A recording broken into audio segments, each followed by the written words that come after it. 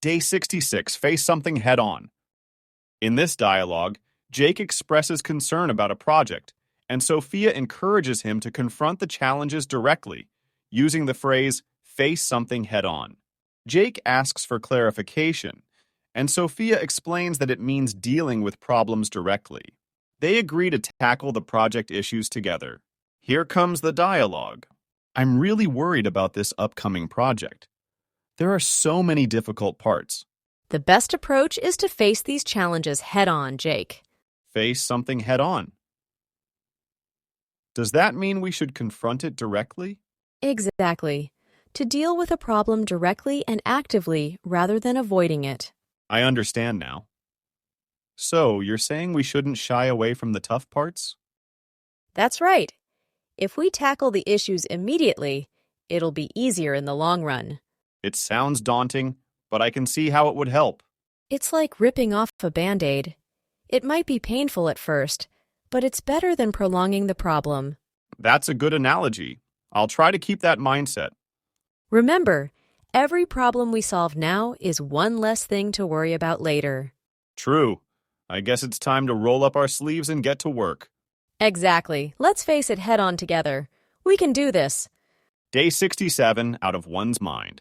In this dialogue, Max and Lily discuss Sarah's decision to go skydiving. Lily uses the phrase out of her mind to express disbelief at Sarah's daring choice, and Max asks for clarification. Lily explains that the phrase is used to describe someone who is taking a significant risk or behaving in an unconventional way. They both express admiration for Sarah's adventurous spirit.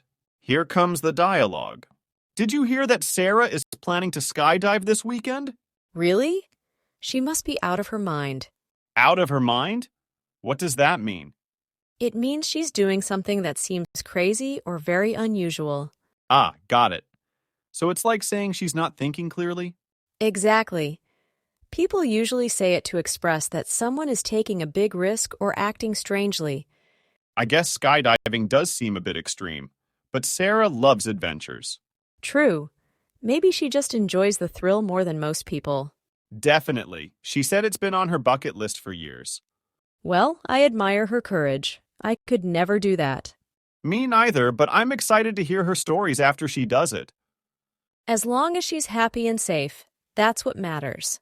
Day 68, where's your manners? In this dialogue, Emily corrects Lucas for burping loudly without saying, excuse me, using the phrase, where's your manners? Lucas asks for clarification, and Emily explains that manners are about being polite and respecting others. Lucas apologizes and commits to being more considerate. Here comes the dialogue.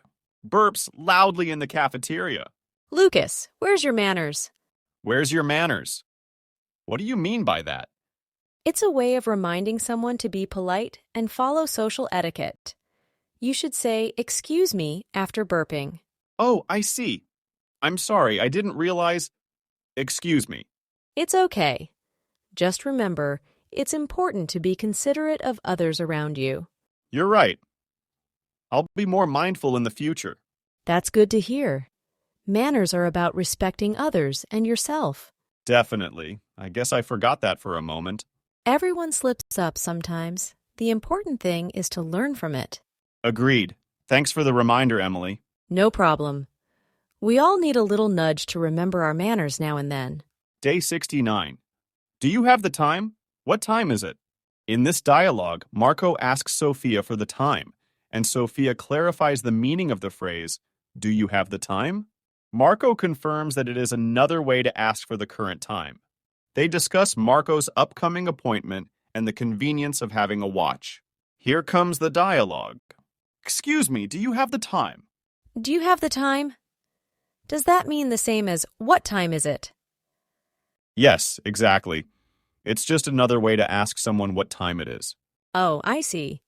Yes, it's 3. Great, thanks. I was worried I might be late for my appointment. Where do you need to be? I have a dentist appointment at 4 p.m. You should have plenty of time then. The dentist's office is just a 10-minute walk from here. Perfect. I just couldn't check the time because my phone died. You might want to get a watch, just in case. You're right. Depending on my phone isn't always reliable. Well, good luck with your appointment. Day 70, it should be, it is supposed to be. In this dialogue, Leo is having trouble accessing a website, and Grace uses it should be working to express that the website is expected to be operational.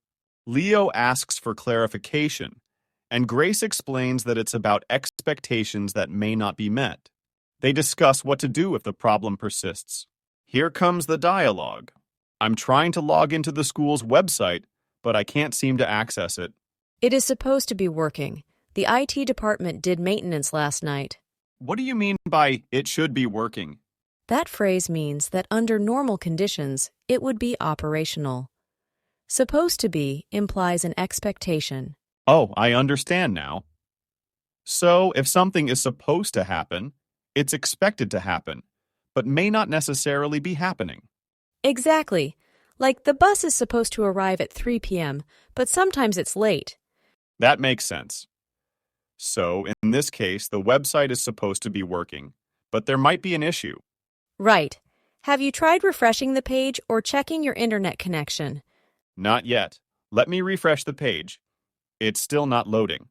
Maybe there's a temporary glitch. Try again in a few minutes, or we can contact IT support. Good idea.